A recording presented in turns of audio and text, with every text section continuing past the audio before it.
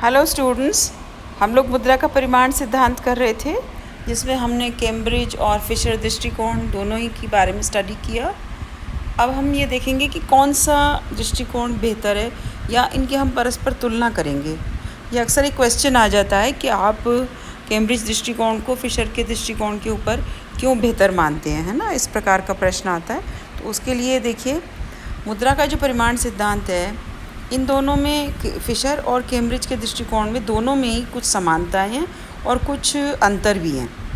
देखिए, इसको हम इस प्रकार से देखें कि फिशर के दृष्टिकोण में हम देखते हैं कि M V is equal to P is equal to M V upon T, है ना। तो एम इसमें और जबकि कैम्ब्रिज का दृष्टिकोण है P is equal to M upon K T. अतः यदि के को अगर 1/v मान लिया जाए तो कैम्ब्रिज समीकरण को फिशर के समीकरण में आसानी से बदला जा सकता है। तो इस प्रकार से इन दोनों में यहाँ पर इस प्रकार से देखें तो काफ़ी समानता दिखाई देती है। k is equal to 1/v, इसका क्या अर्थ हुआ। v आपको याद होगा, मैंने कहा था कि मुद्रा का चलन वेग, है ना। और k हमने बताया था कि मुद्रा जो अपने पास रखना चाहते हैं। तो अगर k बढ़ेगा तो मुद्रा चलन में कम हो जाएगी, क्योंकि लोग अपने पास मुद्रा ज़्यादा रख रहे हैं। और जैसे जैसे k कम होगा v बढ़ेगा, जैसे जैसे k बढ़ेगा v कम हो जाएगा, यानी दोनों ऑपोजिट है। तो k is equal two upon 1/v हो गया, इसका ऑपोजिट हो गया, है ना। तो p is equal to M V upon T है, और यहाँ पर क्या है, p is equal to M upon K T. तो इसको उल्टा करके देखने पर समानता दिखाई देती है। पर अंतर अगर हम देखें तो फिशर ने मुद्रा को विनिमय का माध्यम माना, जबकि ये जो कैम्ब्रिज विचारधारा है वो मुद्रा को मूल्य संचय का काम मुख्य रूप से उस पर फोकस करती है। फिर फिशर ने एक समयावधि पर विचार किया। कैम्ब्रिज दृष्टिकोण किसी समय बिंदु पर स्थिति पर विचार करता है। फिशर के सिद्धांत में टी में सभी वस्तुओं को शामिल किया, जबकि कैम्ब्रिज में हम उपभोग वस्तुओं तक ही सीमित रखा गया इसको। फिशर की विचारधारा दीर्घकाल के लिए है, जबकि कैम्ब्रिज की विचारधारा अल्पकाल को अधिक महत्व देती है ना। फिर v जो है वो v को हम 1/k या k is equal to 1/v भी मान लें तो भी पूर्णतया सही नहीं है ना, क्योंकि बहुत सारी चीज़ें हैं जो फिशर के दृष्टिकोण में और जो कैम्ब्रिज दृष्टिकोण में वो बहुत सारी चीज़ें अलग हैं। तो इस प्रकार से हम ये देख सकते हैं कि जो फिशर का सौदों का दृष्टिकोण है वो उसकी काफ़ी आलोचनाएं कैम्ब्रिज अर्थशास्त्रियों ने और बाकी अर्थशास्त्रियों ने की। एक तो कहा कि अल्पकाल पे लागू ही नहीं होता, और अल्पकाल का बहुत महत्व लेटर ऑन बढ़ गया। जैसे कीन्स कहते हैं कि दीर्घकाल में तो हम सब मर जाएंगे, तो दीर्घकाल की क्या बात करनी कि 2 साल बाद फ़ायदा होगा, 3 साल बाद फ़ायदा होगा। लेकिन 3 साल तक जो मुसीबत फिर झेली जाएगी उससे आदमी बचेगा कि नहीं बचेगा। तो आज की बात करो, है ना, तो समय बिंदु पर जो नए सारे दृष्टिकोण हैं वो सारे आज की बात करने पर हैं कि आज कोई समस्या है तो आज कैसे सॉल्व करनी है। तो मुद्रा का जो परिमाण सिद्धांत है वो अल्पकालीन परिवर्तनों को समझने में असमर्थ है, फिशर वाला। फिर इस सिद्धांत की मान्यताएं बिल्कुल अवास्तविक हैं। ये मैं अपन पहले भी कर चुके हैं पिछले लेक्चर में। अब देखिए, जो कीन्स का दृष्टिकोण है उसकी हम बात करेंगे। कीन्स ने जो दृष्टिकोण दिया वो बहुत एलैबोरेटेड है, और वो आज के दिन सबसे ज़्यादा मान्य है और सबसे ज़्यादा उसको लागू भी किया जाता है, और उसको प्रैक्टिकल व्यावहारिक भी ज़्यादा माना जाता है। कीन्स ने अपनी उनकी पुस्तक I general theory of employment, interest and money, ठीक है। इसे आय दृष्टिकोण या बचत निवेश दृष्टिकोण भी कहा जाता है, और 2 बातों पर इसमें बल दिया गया। एक तो ये कहा कि मुद्रा की मांग सौदों के उद्देश्य के लिए होती है, ठीक है, और मुद्रा की मांग सट्टे के उद्देश्य के लिए होती है, सतर्कता के उद्देश्य के लिए। और मुद्रा की पूर्ति है, मुद्रा की पूर्ति के परिवर्तन पहले ब्याज की दर को प्रभावित करते हैं, बाद में अर्थव्यवस्था के अन्य अंगों को प्रभावित करते हैं, ठीक है। इस प्रकार मुद्रा की मात्रा के परिवर्तनों का कीमतों पर एक लंबे मार्ग से आता है। जैसे पहले मुद्रा की मात्रा में परिवर्तन होगा तो ब्याज की दरों में परिवर्तन होगा, फिर ब्याज की दरों में परिवर्तन होगा तो निवेश में परिवर्तन होगा, निवेश में परिवर्तन होगा तो आमदनी और उत्पादन पर प्रभाव पड़ेगा।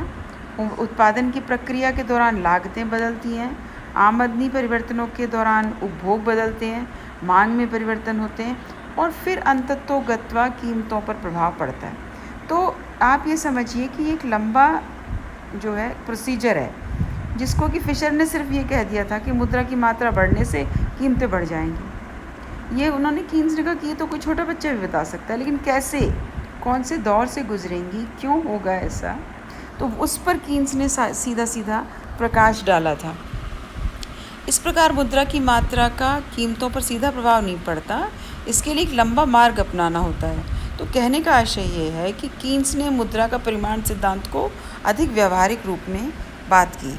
अब जो लेन देन या सौदों का उद्देश्य है ना, तो देखिए सबसे पहले कीन्स ने ये कहा कि मुद्रा जो है वो इसलिए मांगी जाती है, लोग इसलिए मुद्रा की मांग करते हैं क्योंकि वो वस्तुएं और सेवाएं खरीदना चाहते हैं।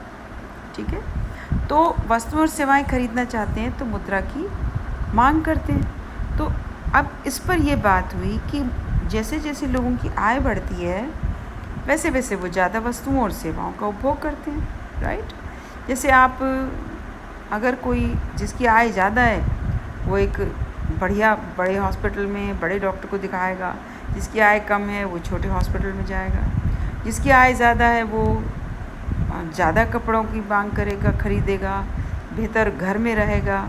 तो वस्तुओं और सेवाओं की मांग जो है वो किस पर निर्भर करती है, आय पर बेसिकली, है ना। तो जो मुद्रा की मांग है वो किस चीज़ के लिए की जाती है, सौदों के लिए, और सौदों यानी कि वस्तुएं और सेवाएं। तो अब जो मुद्रा की मांग है वो उसको हम इस तरह से कहें कि मुद्रा की मांग को, इसको हम M1 कहें अगर, तो M1 किस पर निर्भर करेगी, आय के स्तर पर। ठीक है, इसमें हम इस प्रकार से इसको देख सकते हैं। देखिए मैं आपको इसको लिख कर के दिखाती हूँ।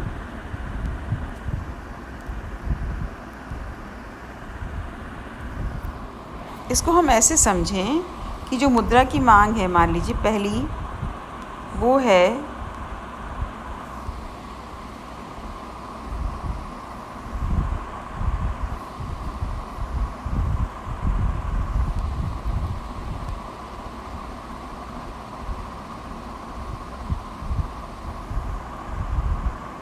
M1, है ना। तो ये मुद्रा की वो मांग है जो कि वस्तुओं और सेवाओं के लिए की जाती है। ठीक है, तो वस्तुओं और सेवाओं के लिए ये मांग की गई, तो ये किसका परिणाम हुआ, किसका फंक्शन है, इनकम का। ठीक है, अच्छा अब दूसरी प्रकार की जो मांग जो है उसकी हम चर्चा करें कि वह है आमदनी। अच्छा, अब मुद्रा की जो हम जो कह रहे थे कि मुद्रा की जो मांग है वो सौदों के लिए होती है, और सौदों के लिए होने वाली मांग पर किस चीज़ का प्रभाव पड़ता है, आमदनी प्राप्त होने की अवधि का। आमदनी प्राप्त होने की अवधि का मतलब ये है कि अगर एक उपभोक्ता को हर रोज़ पैसे मिलते हैं, रोज़ मजदूरी मिलती है तो रोज़ खर्च हो जाएगी, अगर 1 महीने में मिलती है तो 1 महीने में खर्च होगी, एक 6 महीने में मिलती है तो 6 महीने में खर्च होगी, है ना। इसको आप इस प्रकार से समझें कि ये जो M1 है, अगर हम इसको ऐसे देखें तो मान लीजिए एक उपभोक्ता को 30 दिन में पैसे मिलते हैं, है ना, 30 दिन में। ठीक है, थोड़ी सी इसमें लिखने की प्रॉब्लम है, इसमें अच्छे से हैंड राइटिंग आती नहीं है ना। तो मान लीजिए 30 दिन में उसको पैसे मिले, तो वो 30 दिन में खर्चता है उनको धीरे धीरे। 6 महीने में पैसे मिलेंगे तो वो 6 महीने में खर्चता है धीरे धीरे। समझे आप बात को। तो इस प्रकार से हम इसको देख सकते हैं कि एक व्यक्ति को अगर जो भी पेमेंट होता है वो पहले पेमेंट हुआ, पूरा मिला, फिर उसको धीरे धीरे खर्चता है जितने दिन में पेमेंट होता है, फिर उसको फिर मिला, फिर वो धीरे धीरे खर्चता है, इस प्रकार से। ठीक है, समझे आप। अब ये जो पीरियड है, ये पीरियड 30 दिन भी हो सकता है, एवरी डे भी हो सकता है, 6 महीने भी हो सकता है ना। तो ये जो पीरियड है, पैसे मिले उसको तुरंत और वो उसने धीरे धीरे धीरे धीरे खर्चे, है ना। फिर उसको फिर 30 दिन बाद पेमेंट हुआ, फिर धीरे धीरे। अगर ये 6 महीने में होगा तो 6 महीने में वो धीरे धीरे खर्चेगा। जैसे किसान के पास फसल आती है हर 6 महीने, तो 6 महीने वो बेच करके 6 महीने धीरे धीरे उन पैसों को खर्चता है। तो इसका अर्थ ये हुआ कि कहने का आशय यह है कि मान लीजिए ये भुगतान 6,000 रुपये है ना, और 30 दिन के लिए हुआ, तो 200 रुपये प्रतिदिन का खर्चा आ गया उसका, है ना। इसी प्रकार से मुद्रा की मांग क्या हो गई? मुद्रा की मांग हो गई कि 200 रुपये प्रतिदिन के हिसाब से किया तो मुद्रा की मांग हुई 200/2 यानी 100 रुपया मानी जाएगी, है ना।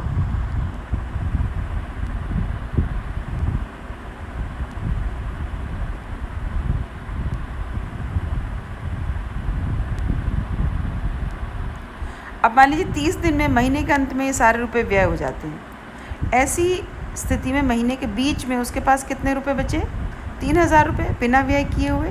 तो उसकी मुद्रा की मांग को हम इस प्रकार से सूचित करते हैं कि 100 रुपया वो अपने पास रखता है, 100 रुपया खर्चता है महीने के बीच में। समझे आप? इस प्रकार से हम फिर भुगतान की अवधि को, अगर हम भुगतान की व्यवस्था को देखें कि मौद्रिक भुगतान चरणों में होता है, तो जैसे उत्पादक थोक विक्रेताओं, खुदरा विक्रेताओं, उपभोक्ताओं के बीच मुद्रा घूमती रहती है ना। तो लेन देन के उद्देश्य से भुगतान की व्यवस्था क्या है? जैसे मान लीजिए तुरंत पैसा देना है तो तुरंत पैसा एक दूसरे के पास मूव होगा। ऑनलाइन पेमेंट हो रहा है तो और भी तुरंत पेमेंट हो रहा है ना। तो वो भुगतान की व्यवस्था पर निर्भर करेगा कि किस प्रकार से पेमेंट हो रहा है, तो मुद्रा धीरे चलेगी या तेज़ चलेगी। फिर साख का उपयोग कितना हो रहा है, यानी बैंक का उपयोग, साख यानी बैंक, है ना। मान लीजिए ए अपना माल बी को उधार देता है, बी देता है सी को, सी देता है डी को, आदि आदि, है ना। तो कम मुद्रा में ही काम चल गया, उधार से ही काम चल गया। लेकिन अगर पेमेंट कैश में हो रहा है तो फिर तुरंत सारा कैश मूव करेगा, ठीक है। अब दूसरी प्रकार की, तो पहले प्रकार की M1 किस पर डिपेंड करी? मुद्रा के पेमेंट्स कितने समय में होते हैं, उनकी व्यवस्था क्या है और साख का उपयोग क्या है ना। फिर दूसरा जो उद्देश्य है वो सतर्कता का उद्देश्य है। सतर्कता का उद्देश्य यह है कि कोई भी अप्रत्याशित बात हो जाए, कोई इमरजेंसी हो जाए, घर में बीमारी है, एक्सीडेंट है ना, कुछ भी हो सकता है, मेहमान अचानक से आ सकते हैं। तो ऐसे में मुद्रा की मांग जो है वो की जाती है इसके लिए, है ना। और ये भी, इसको भी हम M1 ही कहते हैं क्योंकि ये भी आय पर ही निर्भर करेगी, है ना। जैसे इसमें अगर हम इसको हटा के वापस इसको देखें तो M1 में आप इस प्रकार से देख सकते हैं, ये जो M1 है, ये M1 में हम पहली सौदों के उद्देश्य के लिए, है ना, और ठीक है। तो जो M1 है बेसिकली वो एक तो है कि मनी डिमांडेड फॉर ट्रांजैक्शंस, और दूसरा money demanded for precautionary motive, ठीक है ना। इसको हम कहेंगे M1, यानी सौदों के उद्देश्य के लिए और सतर्कता के उद्देश्य के लिए, कोई इमरजेंसी हो जाए उसके लिए। ये सारा किस पर डिपेंड करेगा? दोनों के दोनों ये इनकम पर डिपेंड करेगा। जिसकी इनकम ज़्यादा है उसका M1 भी ज़्यादा होगा, और जिसकी इनकम कम है उसका M1 कम होगा, ठीक है। अब जो तीसरी तरह की मांग है जिसको कीन्स ने बहुत इम्पोर्टेंस दी, वो है M2। अब M2 क्या है? मुद्रा की मांग सट्टों के उद्देश्य के लिए, है ना। सट्टे यानी कि जो कि सट्टा आप वो मत समझिए जो कि बाज़ार में सट्टे लगाए जाते हैं, उसका अर्थ ये नहीं है। उसका अर्थ ये है कि ऐसा रिज़ल्ट, ऐसी चीज़, मतलब ऐसी मांग मुद्रा की जो कि किस पर डिपेंडेंट है, जो कि ऐसी चीज़ पर डिपेंडेंट है जो कि श्योर नहीं है ना। जो बाज़ार में सट्टा खेला जाता है उसका क्या, वो श्योर नहीं होता, उसका पता नहीं होता, जुआ खेला जाता है कि जीतोगे कि हारोगे, है ना। तो यहाँ पर उस जुए का मतलब नहीं है, लेकिन जो मोटिव समझिए आप, सट्टे का मतलब ये है कि जो मुद्रा की मांग है तीसरे प्रकार की, वो बेसिकली मुद्रा के मूल्य के संग्रह के लिए है ना। तो वो ये कहते हैं कि ब्याज की दरों पर निर्भर करती है कि ब्याज की दरें अगर ज़्यादा हैं तो लोग मुद्रा अपने पास कम रखेंगे और उधार दे देंगे, उधार यानी निवेश के लिए दे देंगे, है ना। और अगर ब्याज की दरें कम हैं तो लोग अपने पास मुद्रा ज़्यादा रखना चाहेंगे और ब्याज की दरों और उधार कम देंगे, है ना। इसको आप इस प्रकार समझिए, जो M2 है, M2 is a function of rate of interest, है ना।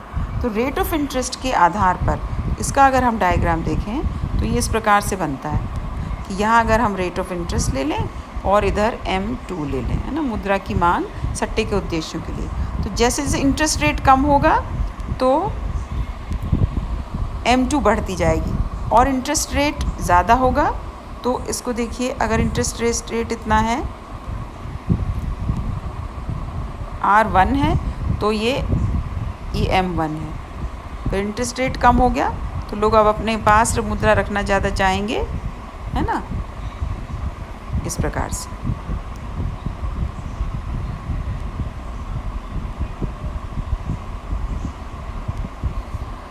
तो इसका अर्थ ये हुआ कि रेट ऑफ इंटरेस्ट पर निर्भर करेगा कि M2 कितना होगा, ठीक है।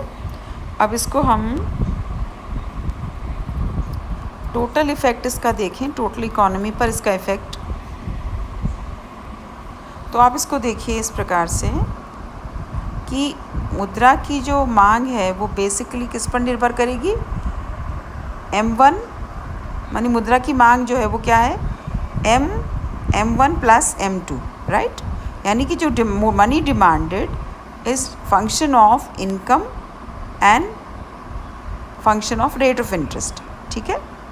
अब मुद्रा की पूर्ति मैं आपको अगले सेशन में समझाऊंगी, ठीक है, या इसको आप देख लीजिए अच्छे से।